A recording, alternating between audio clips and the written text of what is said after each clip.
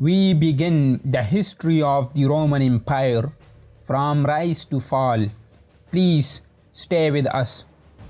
The history of the Romans stretches well in excess of a millennium on even the shortest calculation, and their mythology extends the time frame even further.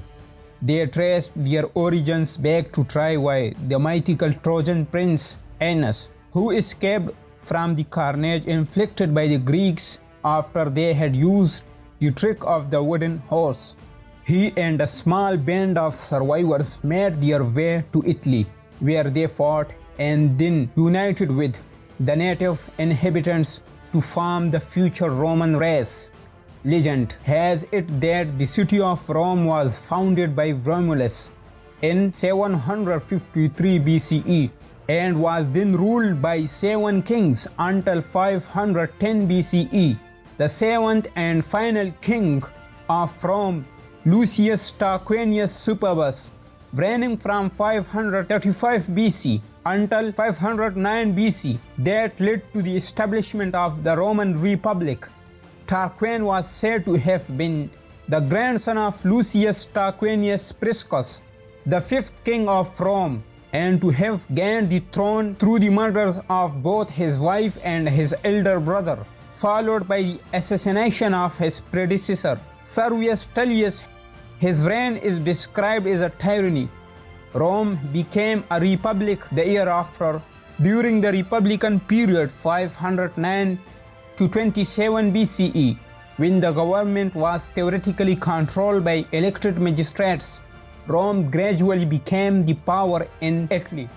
The year 63 BCE, or the consulship of Gaius Antonius and Marcus Tullius Caesar, as the Romans called it, was a critical one for the history of the world, and not purely because a child was born in that year who would become the first emperor of the Rome.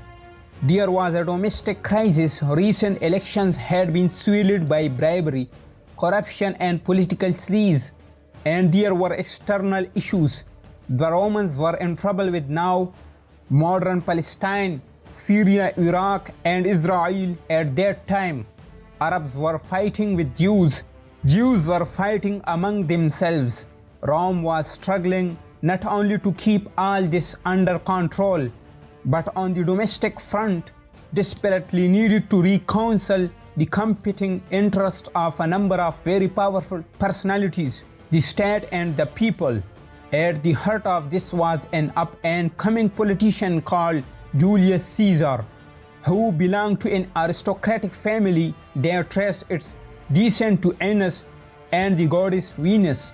Caesar had a particularly good year in 63 BC, and he was also elected chief priest and praetor, that acting in one of two official capacities. The real big beast of Roman politics that year was Pompey Magnus. He had successfully solved a number of Rome's nagging issues. In 67 BC, he had been appointed to eradicate the Mediterranean's endemic pirate problem.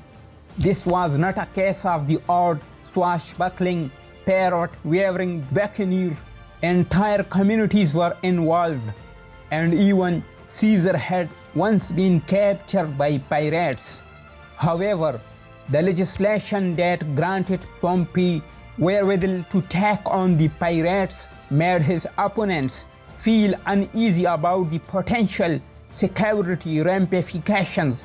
Even though Pompey himself was a good choice for the job, he ended up with 500 ships, 125,000 troops, numerous high-ranking subordinates, vast financial resources, and a 3-year command whose power applied throughout the Mediterranean and extended 80 kilometers inland of its course. He defeated the pirates in just 3 months.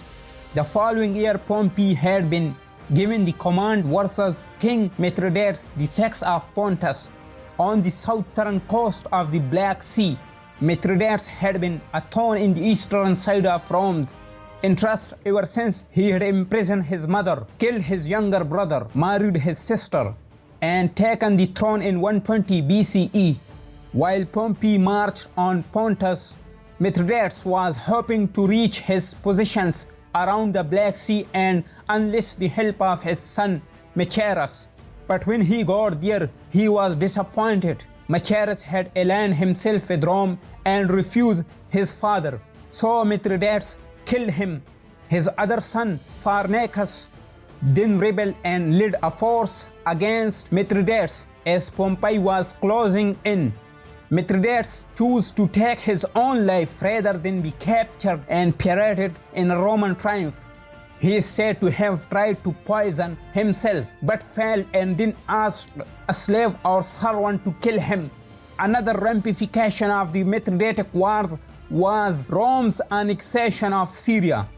The Seleucid kingdom, Pompey marched through the reign imposing order and discipline, giving the Syrian king Antiochus XIII Asiaticus short shrift at a meeting at Antioch, modern Antakya, Turkey, annexing his territory to secure it from incursion by Jews and Arabs, and ultimately bringing Syria under Rome's direct rule. Egypt, under the dissolute, arrogant king Ptolemy XIII Neos Dionysus, was now the only surviving autonomous remnant of Alexander's empire. In 63 BCE, Pompey had made his way into Judea, where he got involved in Hasmonean civil war. Two brothers, Aristobulus and Hyrcanus, were contesting the Jewish throne. Aristobulus fortified Jerusalem. Pompey laid siege to it. Aristobulus was arrested when he tried to negotiate. Further internal strife arose among the Jews as the factions of Aristobulus and Hyrcanus were confronted by those who wanted a theocracy. The Psalms of Solomon represent the Roman conquest as the reward for Jewish impiety. Their 3-month siege of Jerusalem ended with horrendous bloodshed. Pompey desecrated the sanctuary of the temple, although he did not plunder it.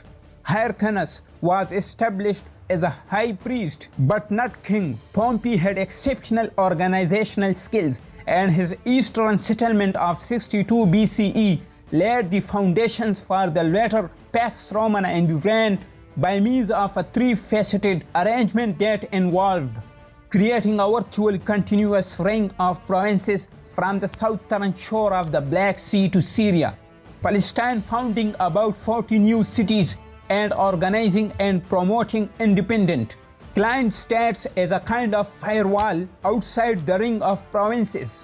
On the whole, the new cities began to flourish, bringing Rome a 70% increase in revenue from the region.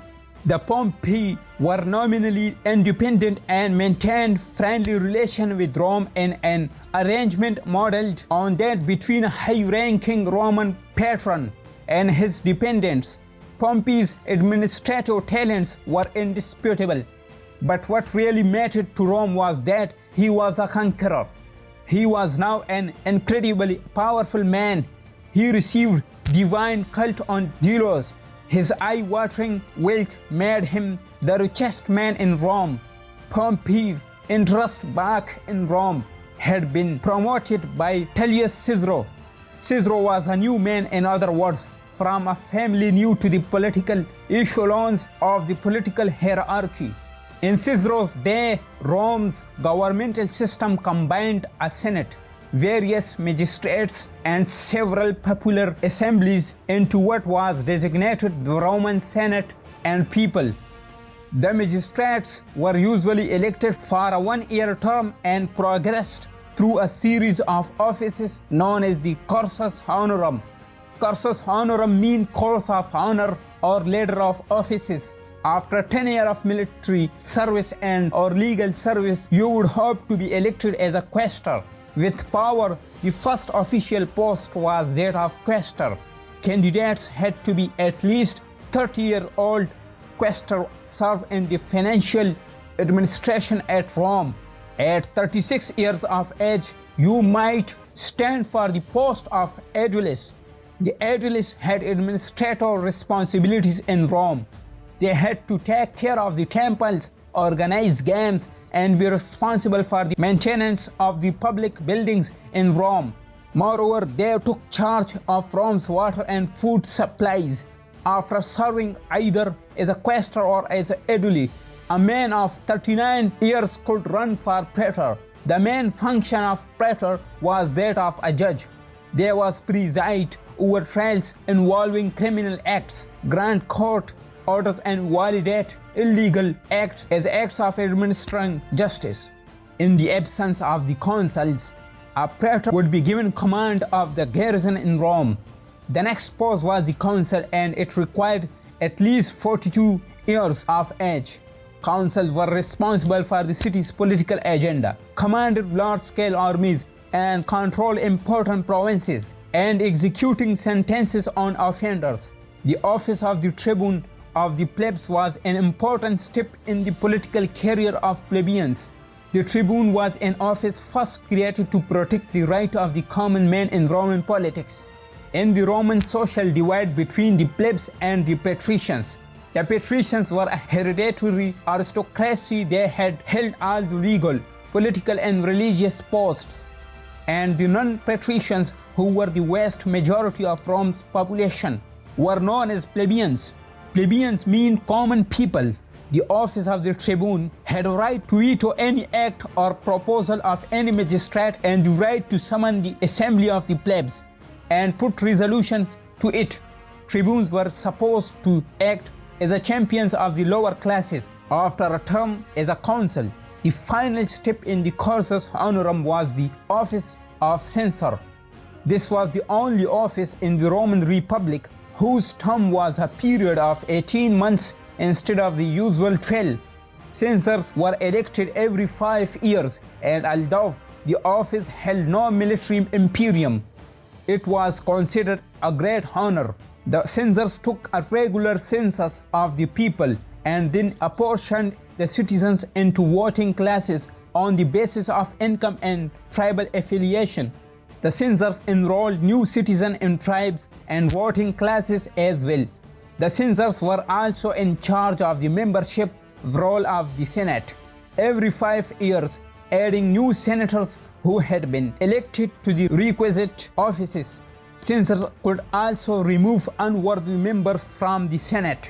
Another office was the Princeps Senatus. Princeps Senatus served as the leader of the Senate and was chosen to serve a 5-year term by each pair of censors every 5 years, but eventually gained the power to open and close the Senate sessions, decide the agenda, decide where the session should take place, impose order and other rules of the sessions, meet in the name of the Senate with embassies of foreign countries. There were 3 popular assemblies at Rome at this time: the Comitia Centuriata, arranged into 193 centuries, constituency in which the richer ones dominated, and that could pass laws, sing lex, and elect magistrates with imperium; Comitia Tributa, which was based on Rome's 35 tribes and acted as a lawmaking body and elected magistrates known as Curiae Aediles and Quaestor; and the Consilium Plebis, comprising only plebeians, which could pass plebiscita binding on the whole community and elected tribunes of the plebs and plebeian aediles.